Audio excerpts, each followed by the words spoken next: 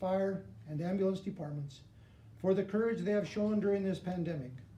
We are grateful for your heroic efforts. Let's now share a moment of silence for the lives that have been lost to COVID-19.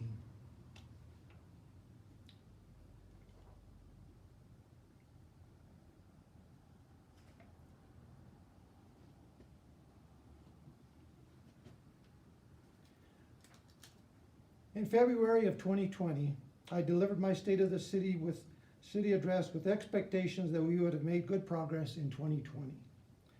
Little did we know that we would be faced with a crisis of unprecedented proportions. In March, we heard of the COVID-19 pandemic.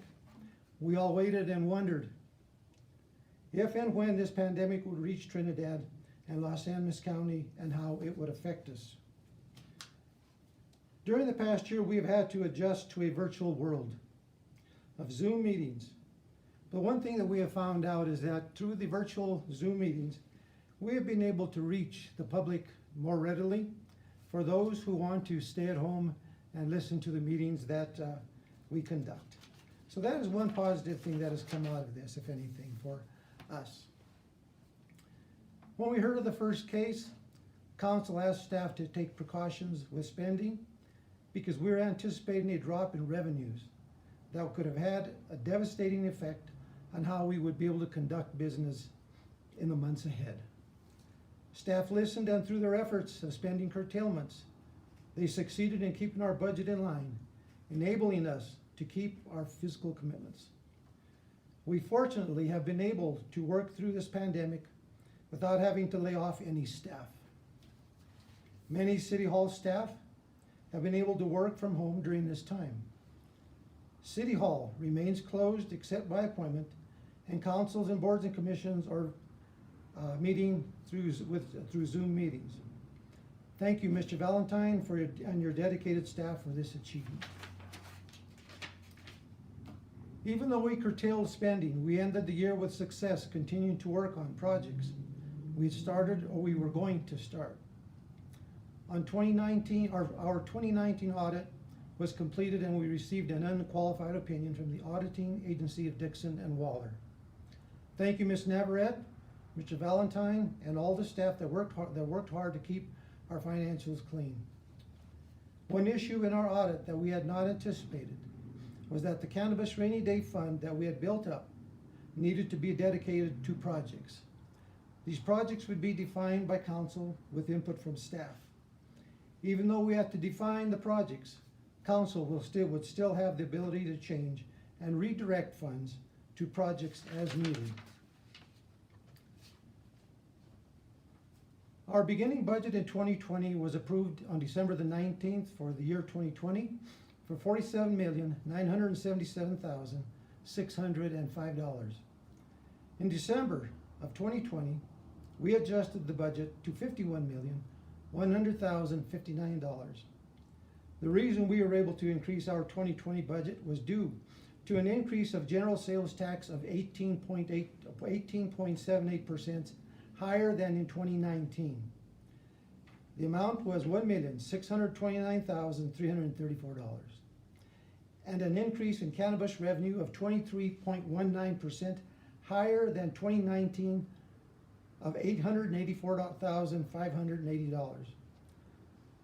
Total revenue that we've received from cannabis revenue was $4,698,000.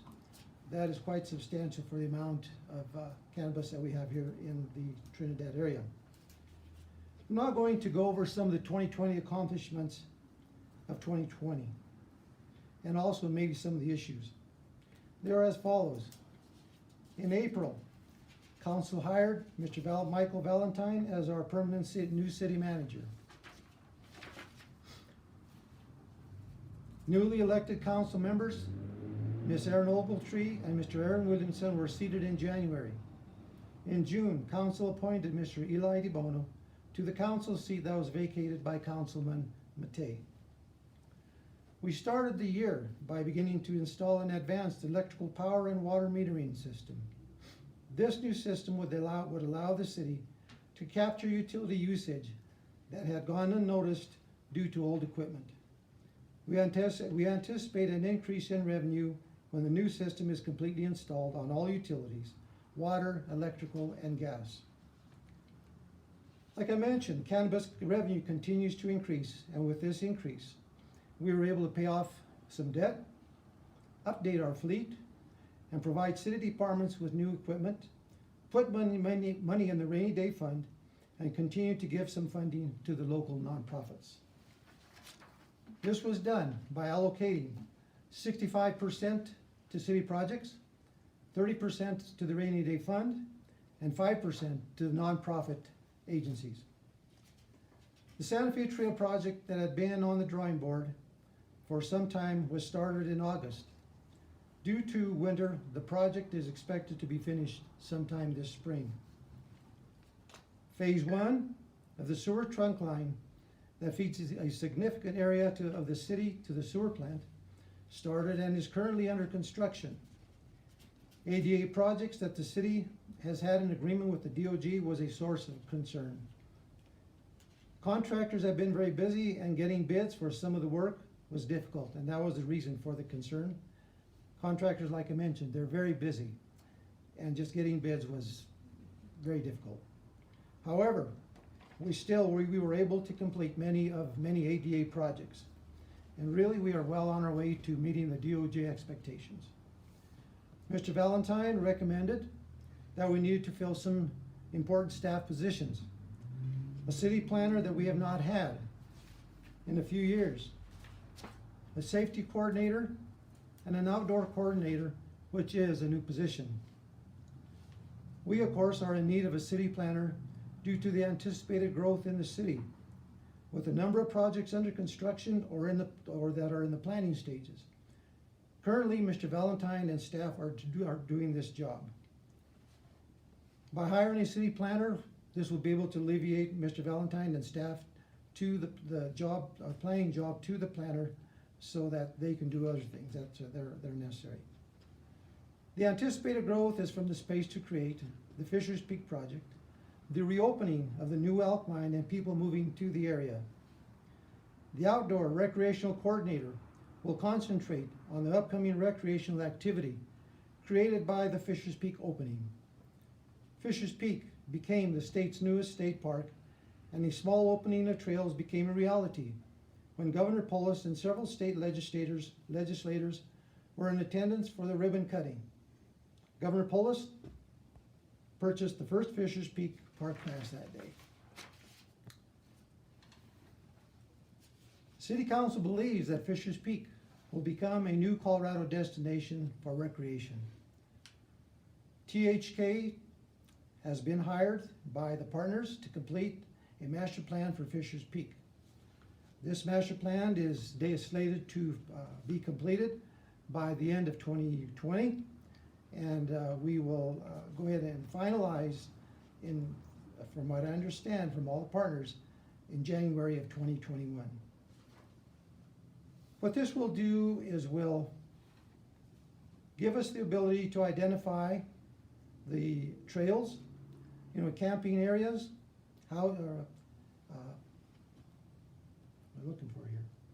hiking, and possibly on other activities. There are many activities that I think are unknown at this time that we've talked about, but we will be able to identify those activities under the master plan.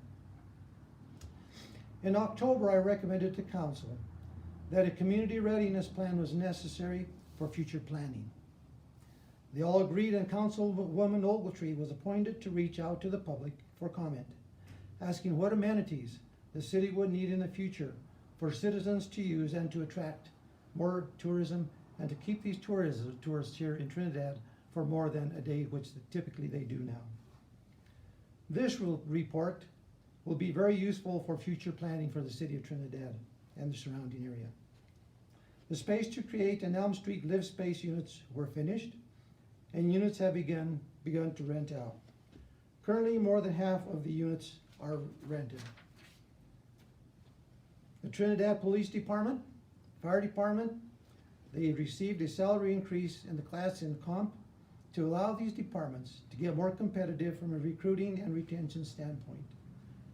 Up to now, we have lost especially in the police department, police officers that are willing to travel up north for a bigger salary.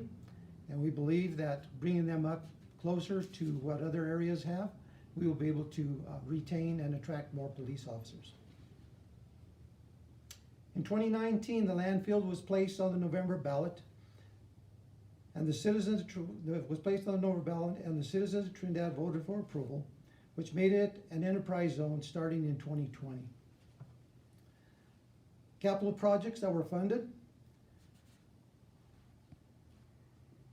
The total amount was $3,544,703. That is, at this time, an unaudited amount. Some of the projects and dollar amounts were Space to Create at $149,665. The sewer infrastructure, $182,954. Brownsville grant for $72,710. Citywide paving of $973,731. ADA projects of $576,605. Southside field improvements were $307,104. The Boulevard addition of 56.95 acres and the Old Cypress Road addition of 35.3 acres were almost complete. These are two new parks that we have been working on for several years, and in the near future, residents and tourists will be able to access these new parks. It's turning out to be quite a nice project. A major problem that we had this year, of course, was tourism. Tourism reported a huge decrease in travel and lodging because of the current pandemic. The Welcome Center was closed for a majority of the year. All of the center's greeters are elderly, and we could not put them at risk. Restaurants and other businesses saw a decline in their business, and many were at risk of closing. In April of 2020, City Council allocated $500,000 to help local businesses and people laid off due to the COVID-19 pandemic. Another item that we had started 2 years back was the legislative days, where we would bring in City of Trinidad, County Commissioners, state representatives, and some local representatives from the federal agencies and business partners in Trinidad. And we all would gather around and be able to say what was going on in our particular areas. So that is one thing that I really miss, because it allowed us to, and all these people that were here, to get out to talk to the citizens that were in attendance, because we were getting somewhere between 60 to 90 citizens listening in on those. And hopefully in the near future, we will be able to have legislative days. And I hope that maybe sometime, maybe in October or November of this coming year, of this year. As always, we always get grants. However, the grants that we were awarded, but funds that we have not received yet in 2020 were Adola Fox Theater planning grant of $25,000 and a city match of $25,000. Adola Fox exterior rehab and stabilization for $150,000 with a History Colorado match.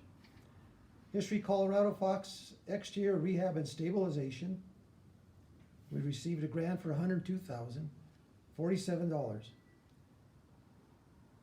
and a $66,000 match. A CDPH and hazardous material abatement grant for $108,000. Something that is needed by all communities are private and public projects.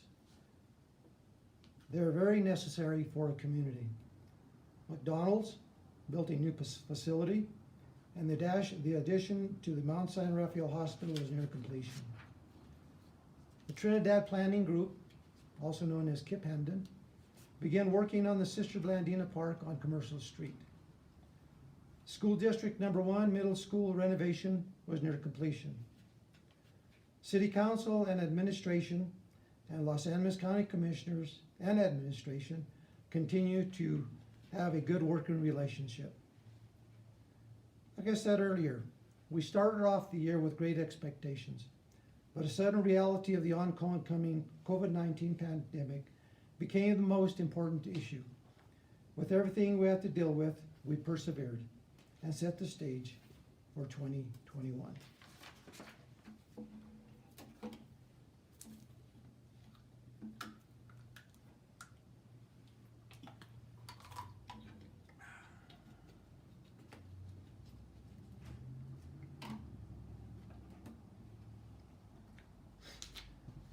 "2021 has begun where it ended. The COVID-19 pandemic is still of utmost concern, but we believe that we will still be able to make considerable progress this year.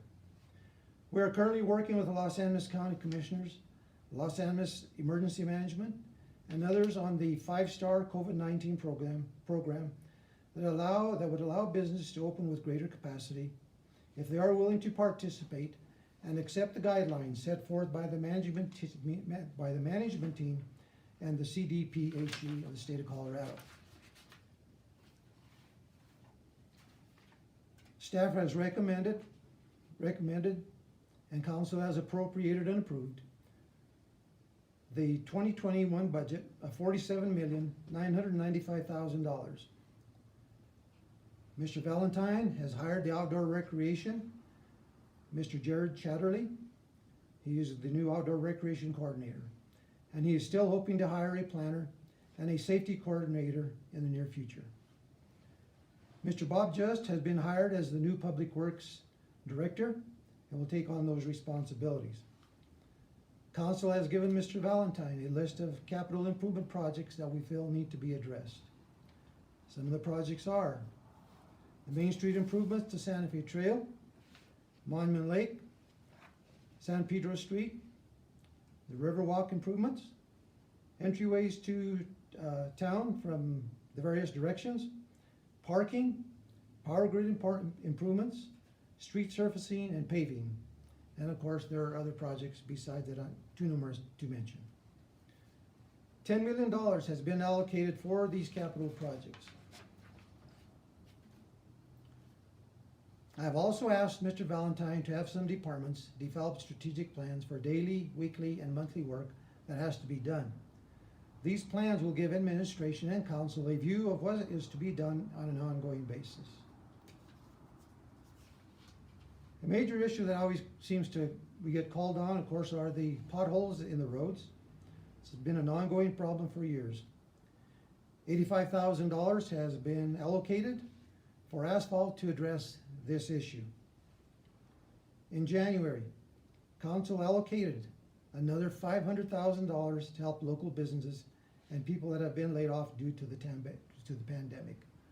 So a combination of the April $500,000 and the $500,000 that we have allocated in January will be a total of $1 million. One thing that has been nice is that very well received, of course, is that the county has also allocated some money, and like close to $1.6 million between the city and the county together, allocating funds to help local businesses in our area. An access trail or trails from Trinidad Fisher's Peak. Well, back up a little bit.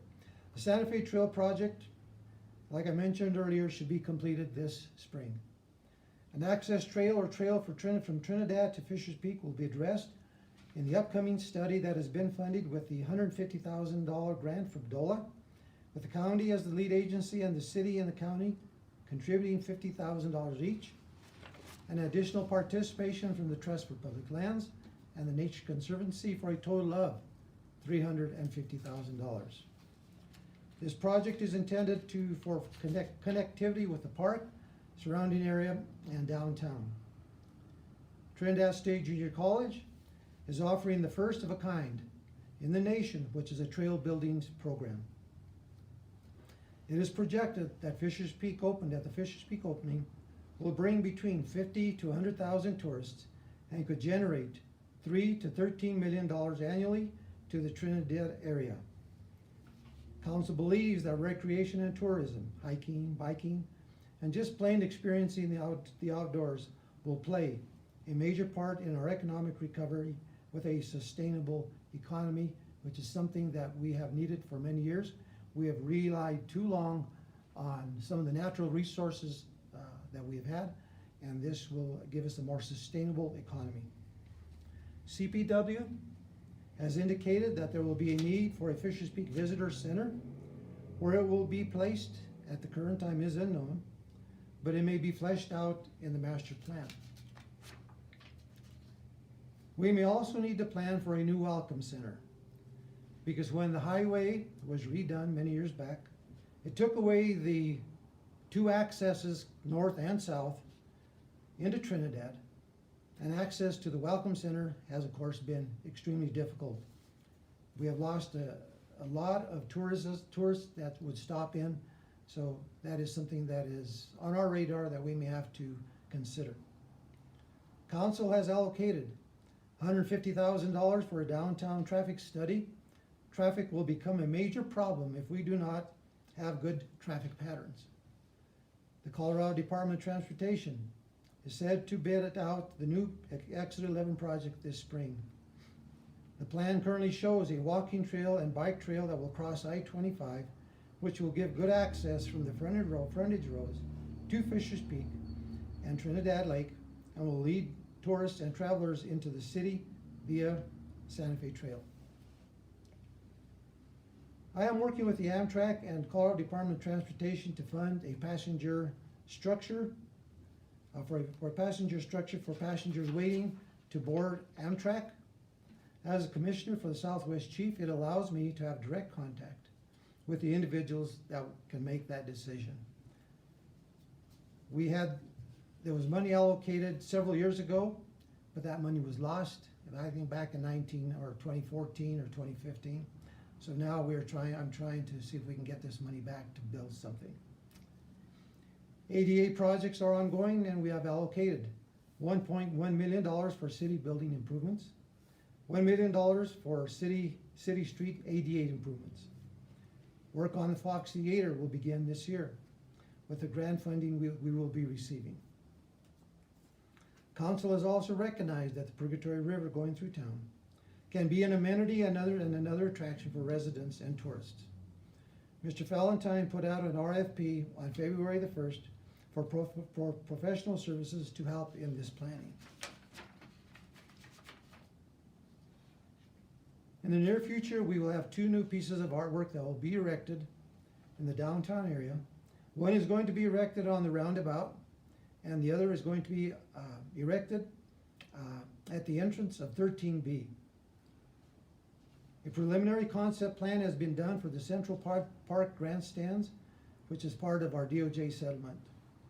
That is going to be a huge undertaking, so we are going to have to redo the entire grandstand facility. The baseball teams that will be playing there will probably have to be moved to the south side park where they can have their games. The planning for the 200th anniversary of the Santa Fe Trail is well underway, and a September date is being planned for kickoff. The planning group is hoping for that COVID-19 will be subsiding by that time. The addition of the Mount San Rafael Hospital is complete. We have a hospital that will be able to handle the present and future needs of Trinidad and Los Angeles County. Pro Tem Mayor Grego is sitting here with me, and she, along with Councilwoman Ogletree, attended the ribbon cutting. The hospital new addition is quite the thing to see. It brings us up to date to where anything that happens to someone that is here, residents or tourists alike, can be handled with speed.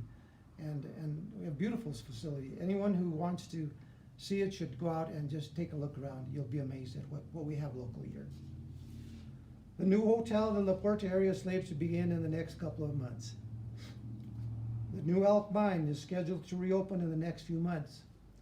We recently heard that the cost of the coal that they're going to be extracting has become to the point where they are going to try to move up the time frame of the mine opening, simply because it's just the right time.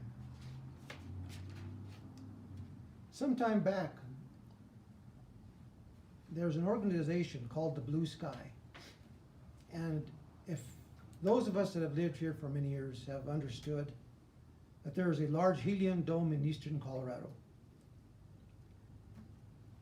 Blue Sky is going to start some spec well drilling in the near future. We don't know how many employees they will bring in, or if they'll bring in any at all. But that is another economic piece that could happen to the area. Of greatest concern is housing. With all this activity and interest in Trinidad and Los Angeles County, we will be in critical need of housing. We are currently experiencing housing shortages, and with this activity, the shortage will only exacerbate. The Trinidad State Junior College has started the construction program, and registration is now open. Today, I listened to, and I believe a couple of other council people listened to a CML meeting, lasted from 8 o'clock this morning till approximately 2 o'clock.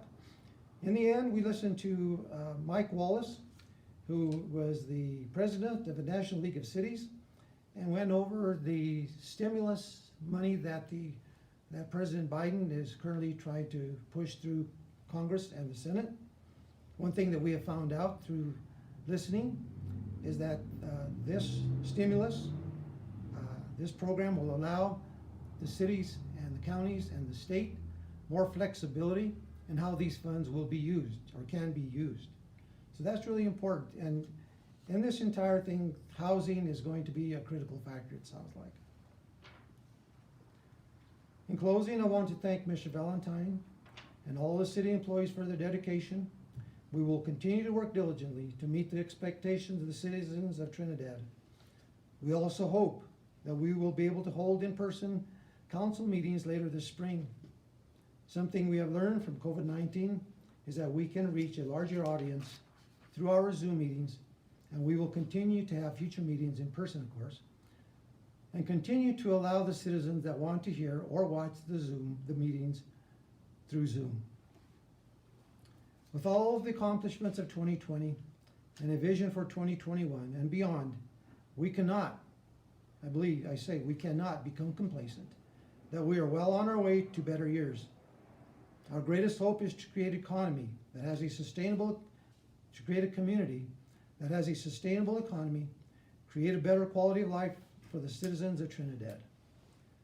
The one thing that 2020 has shown us is that we must expect the unexpected, but with great anticipation, we look for progress to continue in these unprecedented times. Thank you for listening tonight. And it looks like that lasted about 30 minutes. And like I said, the chat line is open for anybody who has any questions. Please feel free to chat in or call in, please.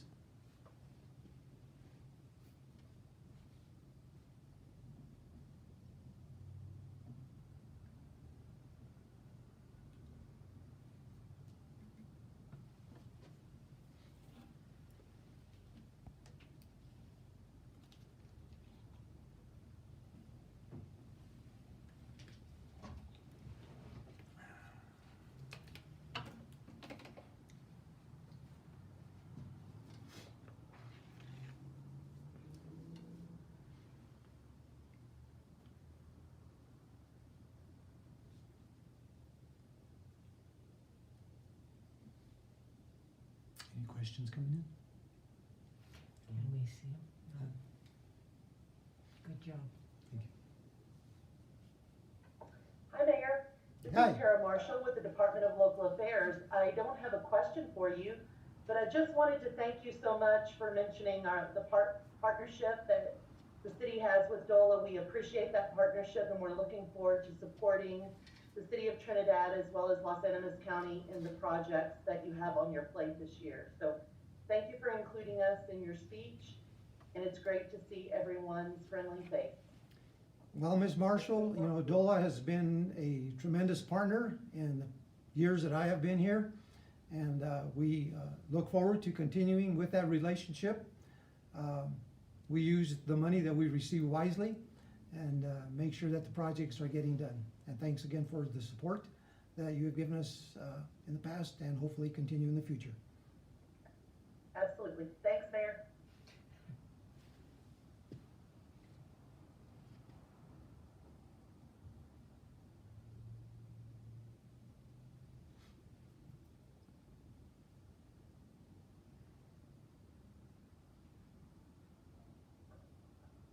Mayor, there's a question. Is the city considering the creation of a task force on housing? I know there is a short forum coming up, but it seems housing is such a tough spot that it deserves something a little more substantive and ongoing for a while. Like you mentioned, I believe, Mr. Valentine has scheduled a meeting on the 22nd, which we are inviting local businesses or contractors. I think Chaffa, people from OEDIT will be on. There'll maybe another couple of partners from the Denver area that will be also on, so that we can begin to investigate what's available to the to any contractors who want to build housing in Trinidad. Right now, we not only need individual or single residential housing, but we also need multi-family housing. We need condominiums, we need patio homes. The patio homes and condominiums would be useful for the citizens or people moving here that want to have a home, but do not want to have to do the work outside of the home. They will take care of the inside of the home, but not the outside. So we are in great need of all these type of housing projects. And as far as the task force is concerned, that is something that we may have to consider. I know that task forces have been implemented in other areas, and this may be something that we may have to do as well.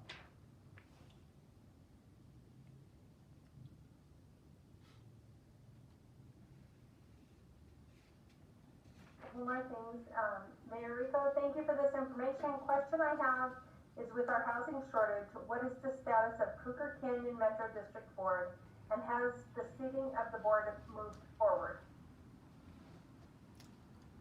We want to move forward with seating of the board because that is the first step.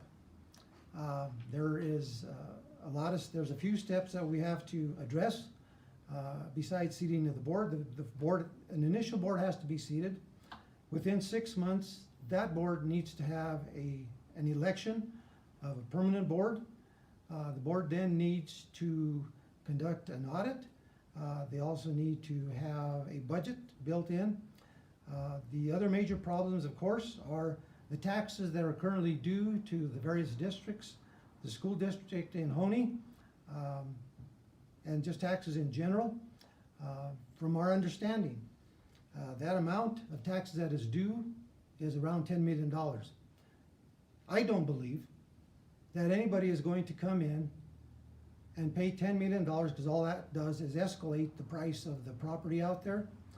So I believe what's going to happen is that these taxes will probably have to be abated somehow to start from ground zero to move forward.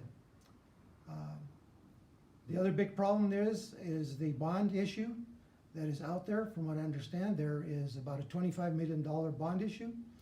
Now, what the bonding company will do with that bond, will they abate it altogether? Will they sell it to somebody for an adjusted cost? We don't know. But that is something that we'll have to follow through the process. So those are the processes that have to be completed. That project out there has an awful lot of infrastructure, so it is actually prime for housing at this point in time. So if we can get all these things done, which is going to take some time, there'll be some properties that will be available to build on.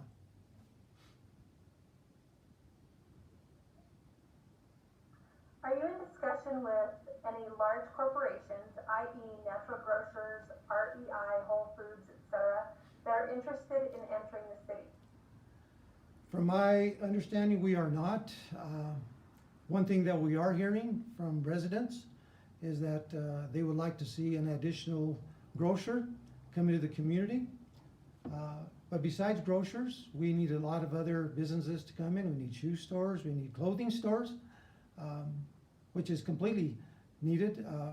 When Bowles went out of business last year, it created a hole in the businesses. Currently, the only clothing that we have, of course, is Walmart and Big R.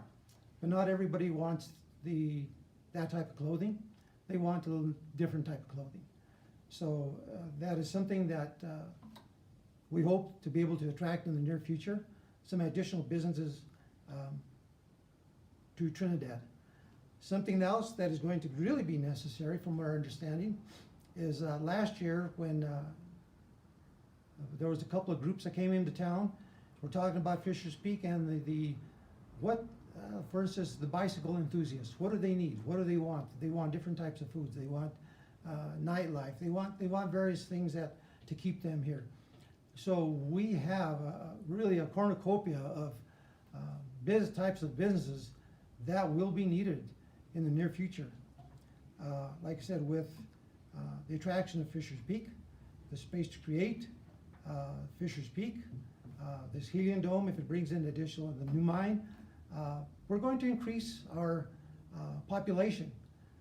At one time, the city of Trinidad had a population of about 14,000 people. We lost a lot of businesses from then to now, and we are in the rebuilding stage, and we hope to attract a lot of these businesses in the near future.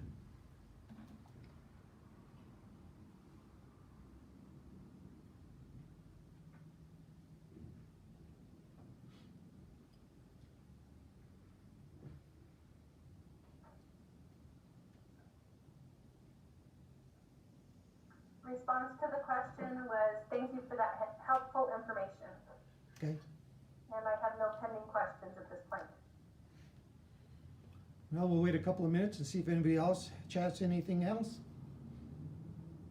And while we're waiting, one thing I wanted to mention is that one thing that is going to be created with the Fisher's Peak opening is a need for additional businesses to offer camping, hiking, bicycle supplies. That is something that is going to be needed for these people when they come into town. Last year when one group came in, they said, the groups that come in for bicycling, the guy said, we have money to spend and we are not afraid to spend it. So why not here?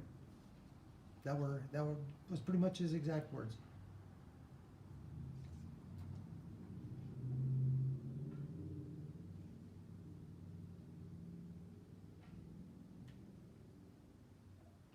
One last question. Are you working with the junior college, community college about developing more student housing? To develop more what again? Student housing. No, not at this time. I do know that Trinidad State Junior College wants to, I think, update some of their housing facilities. I don't know if they are actually in need of new housing for their students. I know that the student housing that they have now is fairly old. It goes back to, I think, the 60s and 70s time frame.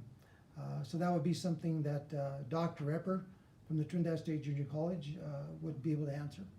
But at this present time, we are not working with them. However, the one thing that Trinidad State Junior College is doing is they are, in their construction program, they're trying to identify some houses that are in Trinidad that have been dilapidated, and the construction workers that will be going in will be able to go in and rehabilitate these homes and be able to put them out on the market.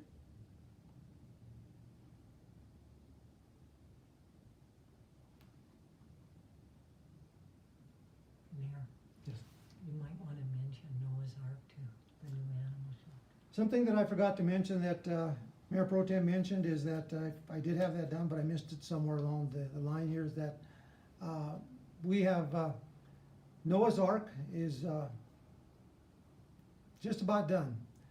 The city of Trinidad has made a real effort to try to build a new facility, which is drastically needed. The facility that they have currently, I don't even think it has running water. Water has to be brought in. So in the near future, we will have a new animal shelter.